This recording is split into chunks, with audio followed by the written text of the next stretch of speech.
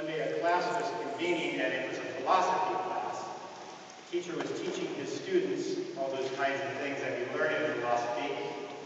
And out of nowhere, the professor went behind his desk, and he opened a drawer, and he pulled out a big empty jar. And he started to put one by one from another bag that he had taken from the other side of the desk, stones into the jar, until the jar was full of these large stones to the very top. And then he looked out at his class, and he said, "You all agree now that this jar is full."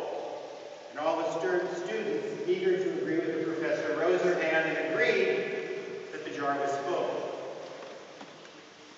So the professor stood there for a few moments and took a second bag out of his desk, and they were smaller rocks.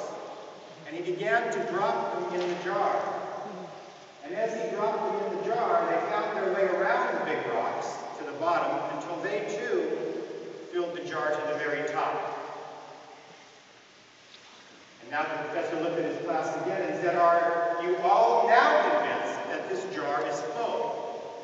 And once again the entire class agreed that certainly by now the jar was full to the very top. So he went into his desk a third time, and he got out a large bag of sand. And he started to pour the sand little by little into the jar that was full of the big rocks and full of the smaller ones, until the sand had taken up all the space in that huge jar, and that entire bag of sand fit into the jar to the very top. And once again he asked his class, "Is the jar full?" And now they all agreed the jar was definitely full. And he said to them, "This is correct. The jar is finally full, but what is the moral that I'm trying to teach you here?" And what he was trying to tell them was that jar was like light, and that those big stones that he put in first represented the most precious things in life. The love that you have for each other. The love that you will have for your children. The love that you have for your families. Your faith. Your closest friends. Those are the big stones. The little stones represent things that are important in your life, such as your job, and your career, and your house, not your home, and things like that. And the sand, that represents everything else in life, including going to the right.